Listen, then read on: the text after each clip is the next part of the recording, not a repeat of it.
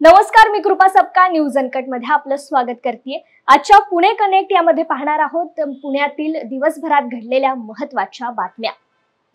सरकारकडे महिलांना सुरक्षा देण्यासाठी मनुष्यबळ कमी पडत असेल तर त्यांनी नेत्यांची सुरक्षा काढून मुली आणि महिलांना द्यावी। माझ्या सुरक्षेसाठी दिलेली यंत्रणा त्वरित काढून घ्यावी अशी विनंती खासदार सुप्रिया सुळे यांनी सरकारला केली आहे। बदलापूर लैंगिक शोषण प्रकरणी सरकार विरोधात राष्ट्रवादी काँग्रेस शरद पवार गटाने पुण्यातील गुडलक चौकात निदर्शने केली। यावेळी सुप्रिया सुळे यांनी राज्य सरकारवर आणि गृहमंत्र्यांवर जोरदार टीका केली आहे। राज्यात महिलांवरील अत्याचार ज्या प्रकारे दुर्लक्षित केले जात आहेत ते दुःखद असल्याची भावना देखील सुळे यांनी यावेळी व्यक्त केली आहे। या निदर्शनात शहराध्यक्ष प्रशांत जगताप यांच्यासह पदाधिकारी आणि कार्यकर्ते सहभागी झाले होते। काय याचा अर्थ घ्यायचा नेमका? माझ्या विनंती आहे की तुम्ही माझ्यासारख्या असंख्य लोकांना म्हणजे माझं जर म्हणजे माझ्याबद्दल तर मी नक्कीच बोलीन, पण माझ्या माहितीप्रमाणे तुमच्या चॅनलवर मी असं ऐकलं की जे आमदार वगैरे अनेक लोकप्रतिनिधी आम्ही आहोत जे आसामला गेलेले सगळे होते ना, त्यांना पण सुरक्षितता दिली आहे। आता माझ्यासाठी मी तर माझ्यासाठी स्पष्टपणे बोलू शकते, माझ्यासारख्या लोकप्रतिनिधीला या सुरक्षिततेची खरंच गरज नाही। मीही तुमच्यासारखी एक नागरिक या राज्याची आहे। एवढी माझी सुरक्षितता महत्वाची आहे, एवढीच या राज्यातल्या प्रत्येक महिलेची आणि नागरिकाची आहे। तर हे फक्त मला द्यायच्या ऐवजी ही माझी काढून घ्यावी सुरक्षितता आणि ती या राज्यातल्या प्रत्येक लेकीला आणि नागरिकाला द्यावी याची माझी विनंती आहे।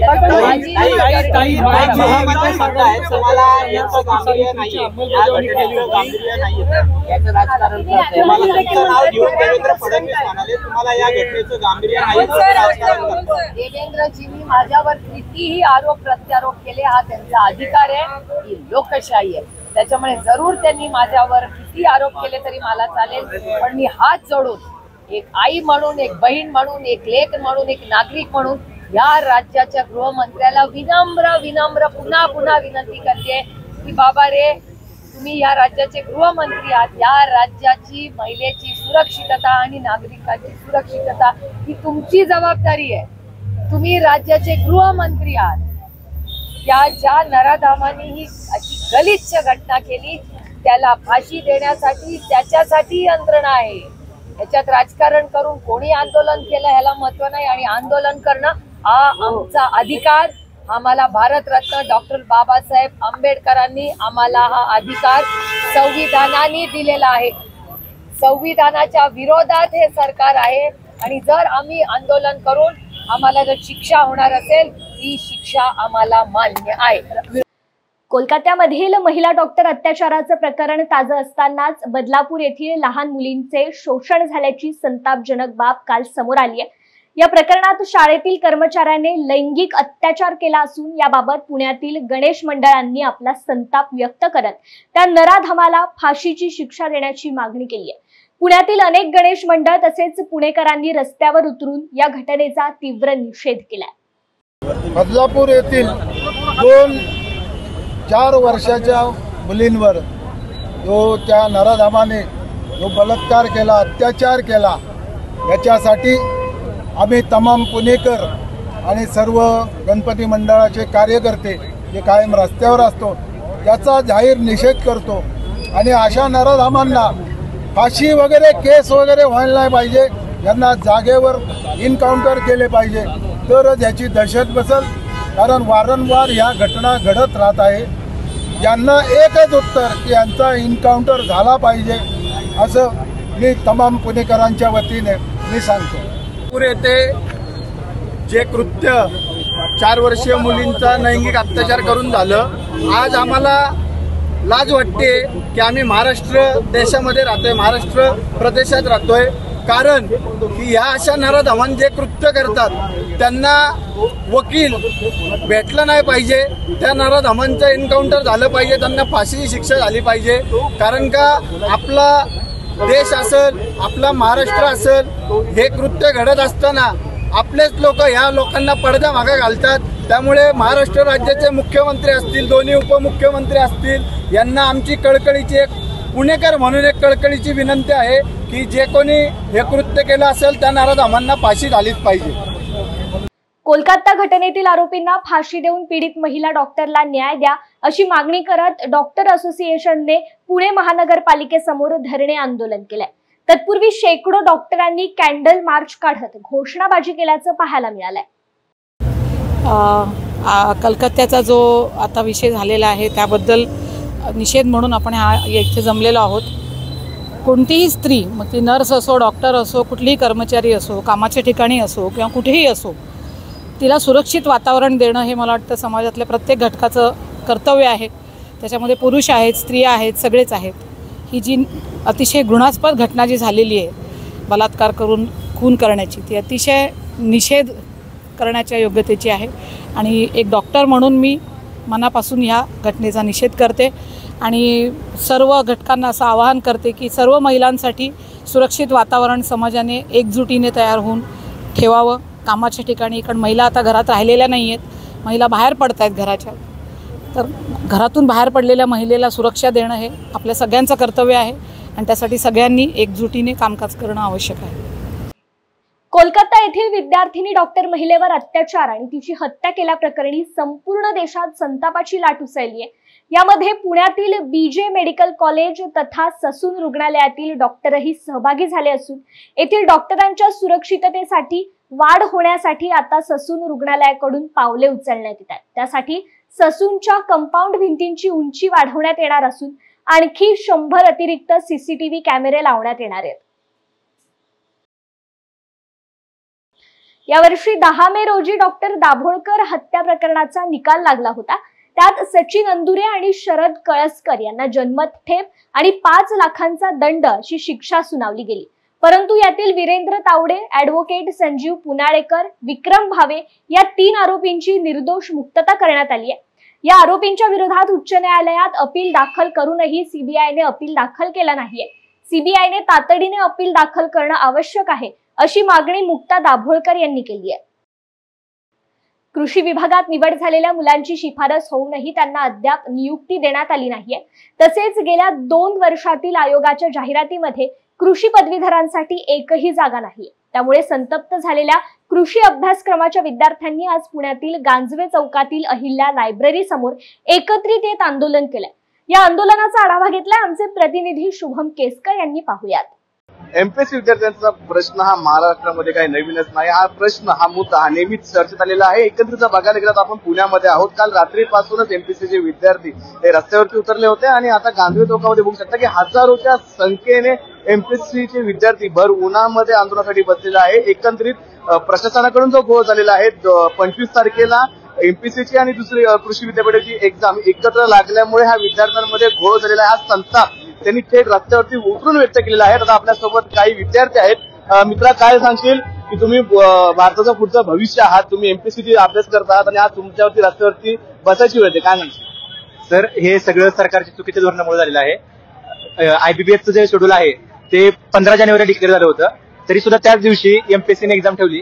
ते खरं तर एमपीएससीची चूक आहे असं मला वाटतं। लोकसभा निवडणुकीच्या 28 नंतर ते नोटिफिकेशन जाहीर होणार होतं, त्यानंतर आता विधानसभा निवडणुकीच्या नंतर कृषी विद्यापीठाचं नोटिफिकेशन जाहीर असं वाटतंय? नाही सर, ते ऑक्टोबरमध्ये कृषीची एक्झाम काल रात्री बोलले की घेऊयात म्हणून, तर ते एमपीएससी एक्झाम तिथे घेऊ शकतात। तर विधानसभेच्या आधी ते म्हणजे एक्झाम घेऊ शकतात एमपीएससी, तारीख आहे तिथे अवेलेबल आहे। अजून आपल्यासोबत एमपीएससीचे विद्यार्थी आहेत। मित्रा, काय सांगशील की तुम्ही आज रस्त्यावरती बसत, काय सांगा? सर, कसं आहे सर, आम्ही म्हणजे दोन्ही एक्झाम एकच दिवशी ओव्हरलॅप होत आहे सर। आणखी सर 2-2 वर्ष सर नोटिफिकेशन नाही निघत सर, काय करावं सर आम्ही? म्हणजे आयुष्याचा आमचा खेळ खंडोबा करणं लावला सर या गव्हर्नमेंटनं। इथं सर घरून पैसे येत नाही सर, काय करावं सर? आता आमचे मायबाप 100 रुपये रोजानं पैसे पाठवतात सर। मायबाप काय करावं सर? आता शेतकरी मुख्यमंत्री साहेब म्हणते मी शेतकरी आहो, मग सर आमच्यासोबत असा अन्याय का आमच्यासोबत असा अन्याय करत आहे? आम्ही शेतकऱ्याची पोरं आहोत म्हणून का?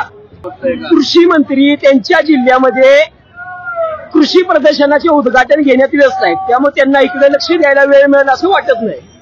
अपेक्षा नाही त्यांच्याकडनं। तुम्ही काय खाल्लं का रात्रीपासून? रात्रीपासून सगळे इथं उपाशी बसलेले आहेत। काय विद्यार्थी तर काल 5 वाजल्यापासून प्लॅनिंग मध्ये आहेत, आंघोळी सुद्धा करून आलेले नाहीत, अजूनही तसे बसलेत ते। कोणताही लोकप्रतिनिधीने याची दखल घेतलेली नाही। 8 वर्षापासून अभ्यास करताय, काय वाटतं, काय प्रतिक्रिया? म्हणजे असं नाही, खूप ऑब्जेक्टिव्ह शेवटचा चान्स आहे हा विद्यार्थ्यांचा। जागावाढीचं आश्वासन दिलं होतं, आता जर ही ऍड पुढे पोस्टपोन नाही झाली किंवा ही जाहिरात पुढे नाही गेली किंवा एक्झाम जर पुढे नाही गेली तर याच्यात जागा वाढणार नाहीत आणि नुकसान होणार. हो येस. बघायला गेलं तर खूप संताप विद्यार्थ्यांमधून येतोय. फक्त यांचं एकच मागणं आहे की 2 ज्या एक्झाम आहेत त्या ओव्हरलॅप होऊ नये, त्यामुळे आमचं नुकसान होऊ नये. फक्त सरकारने आणि एमपीएससीने एकत्र येऊन व्यवस्थित निर्णय घ्यावा. कृषीच्या ज्या जागा आहेत त्या जागा वाढीबाबत वेगळं नोटिफिकेशन काढावं. कसं आहे 8 वर्षापासून आम्ही अभ्यास करतो असं विद्यार्थ्यांचं म्हणणं आहे आणि हे शेवटचं वर्ष आहे ज्यामध्ये जागा वाढण्याची संधी सर्वात मोठ्या जास्त प्रमाणामध्ये आहे. सरकारला एवढीच विनंती असणार आहे की बघायला गेलं तर हजारो संख्येने पुण्यापासून अख्ख्या महाराष्ट्रावर ही एमपीएससीची मुलं आहेत ती रस्त्यावर उतरलेली आहेत. ह्याच विद्यार्थ्यांमधून कोणीतरी पुढे जाऊन आयपीएस होणार आहे, कोण आयएस होणार आहे आणि अशा विद्यार्थ्यांना आज रस्त्यावर उतरायला लागत आहे. हे सर्वात मोठं सरकारचं फेल्युअर असल्याचं इथल्या विद्यार्थ्यांचं म्हणणं आहे. कॅमेरामॅन वैभव मी शुभम संकट. अनुसूचित जाती जमाती आरक्षणात क्रीमी लेअर आणि कोटा लागू करण्याच्या सर्वोच्च न्यायालयाच्या निर्णयाविरोधात बहुजन संघटनांनी आज भारत बंदची हाक दिली होती. बहुजन समाज आणि भारतीय दलित कोब्रा संघटनेकडून सर्वोच्च न्यायालयाने दिलेल्या निर्णयाविरोधात आज पुण्यात आंदोलन करण्यात आलं असून हा निर्णय रद्द करण्याची मागणी यावेळी करण्यात आली आहे. अनुसूचित जातीच्या आरक्षणाच्या वर्गीकरण नको म्हणून आज देशभरामध्ये फार मोठ्या प्रमाणामध्ये अनुसूचित जातीमध्ये जमातीमध्ये संघर्ष चालू आहे. काही आमच्या संघटनांनी आणि माझ्या मते भारतीय दलित कोब्रा सोडली तर भारतातल्या सर्वच आंबेडकरवादी संघटनांनी आज भारत बंदचं आयोजन केलेलं आहे. परंतु महाराष्ट्र, कर्नाटक, आंध्र प्रदेश आणि तेलंगणा या 4 राज्यामध्ये आम्ही भारतीय दलित कोब्रा बंदमध्ये सहभागी होणार नाही हे सांगितल्यामुळं आम्ही या 4ही राज्यामध्ये सर्व आंबेडकरी पक्ष संघटनांना घेऊन मग BSP असेल, छोट्या मोठ्या संघटना असतील, आझाद समाज पार्टी असेल, वंचित बहुजन आघाडी असेल, RPIचे आठवले साहेबांच्या विविध गटासहित सगळे लोक असतील, रिपब्लिकन मोर्चा असेल, दलित पॅंथरचे गट असतील, सगळ्याच म्हणजे जवळजवळ 100-150 आंबेडकरी संघटना या महाराष्ट्रामध्ये एकत्र येऊन वेगवेगळ्या ठिकाणी निदर्शनं करत आहोत आणि हे संविधानिक मार्गाने निदर्शनं आहे. आणि आजच्या या निदर्शनामध्ये आम्हाला हे सांगायचं आहे की या देशाचं संविधान सुप्रीम आहे, परंतु न्यायालय सुप्रीम नाही आणि न्यायालयाने घेतलेला जो निर्णय आहे तो असंविधानिक आहे. त्यामुळं अनुसूचित जातीच्या आरक्षणामध्ये वर्गीकरणाचा जो निर्णय आहे त्या निर्णयाचा फेरविचार करण्यासाठी सरकारने स्वतः आमच्याबरोबर फेरविचार याचिका करावी, नाहीतर 9व्या परिशिष्टामध्ये अनुसूचित जातीच्या आणि जमातीच्या आरक्षणाचा अंतर्भाव करून त्यामध्ये बदल होणार नाही आणि या ठिकाणच्या अनुसूचित जाती जमातीच्या लोकांना या देशाचे नागरिक म्हणून शाश्वत करण्याची जबाबदारी सरकारची आहे. आणि त्याच्यासाठी ही बंदमध्ये सामील न होता महाराष्ट्र, कर्नाटक, आंध्र प्रदेश आणि तेलंगणामध्ये आम्ही सर्व आंबेडकरवादी जवळजवळ 100-150 आंबेडकरवादी संघटना करून वेगवेगळ्या जिल्ह्यामध्ये तहसीलमध्ये आम्ही निदर्शनं आणि निषेध रॅली काढत आहोत. येरवडा मेट्रो स्थानक आजपासून प्रवाशांसाठी सुरू करण्यात आलंय. सकाळी 6 ते रात्री 10 या वेळेत प्रवासी सेवा सुरू असेल. हे स्थानक सुरू झाल्यामुळे वनाज ते रामवाडी पर्यंतचा संपूर्ण विभाग पूर्णपणे कार्यान्वित होणार आहे. यामुळे येरवडा भाग उर्वरित मेट्रो नेटवर्कशी आणि पुणे शहराशी जोडला जाईल. पण यामुळे विद्यार्थी, व्यावसायिक, कर्मचारी वर्ग, येरवडा स्थानकाजवळ असणाऱ्या IT हब मधील कर्मचारी आणि रहिवाशांचा फायदा होणार आहे. मात्र या स्थानकाची बाह्य रचना वैशिष्ट्यपूर्ण आहे.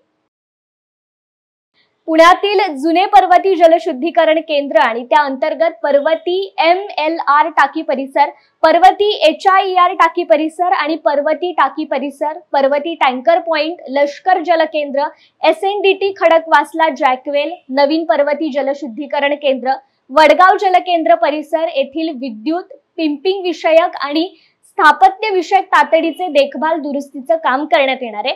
त्यामुळे उद्या संपूर्ण पुणे शहराचा पाणी पुरवठा बंद राहणार आहे. या सर्व भागाला शुक्रवारी कमी दाबाने पाणी पुरवठा होणार आहे. नुकताच साजरा झालेला रक्षाबंधन सणाचं औचित्य साधून हडपसर येथील आरंभ अकॅडमीच्या वतीने अंजली शांक्यमुनी यांच्याकडून हडपसर पोलीस ठाण्यात रक्षाबंधन कार्यक्रमाचं आयोजन करण्यात आलं होतं. यावेळी हडपसर पोलीस ठाण्याचे वरिष्ठ पोलीस निरीक्षक संतोष पांढरे यांच्यासह सर्व कर्मचाऱ्यांना राख्या बांधून रक्षाबंधन सण साजरा करण्यात आला. संपूर्ण समाजाच्या रक्षणाची जबाबदारी 24 तास उचलणारे पोलीस बांधव हेच खऱ्या अर्थाने समाजातील सर्व बहिणींचे भाऊ म्हणून रक्षा करतात. त्यांना ऊन पाऊस रात्र दिवस सणसूद काही नसतं, फक्त जनतेची सुरक्षा आणि समाजातली गुन्हेगारी मिटवण्यात त्यांचा सर्व वेळ जातो. म्हणूनच पोलीस बांधवांसोबत रक्षाबंधन साजरं करणं औचित्याचं ठरतं, असं मत अंजली शांक्यमुनी यांनी व्यक्त केलंय. वेळ झालीय पुणे कनेक्ट मध्ये इथेच थांबायची. तुम्ही पाहत रहा न्यूज अनकट.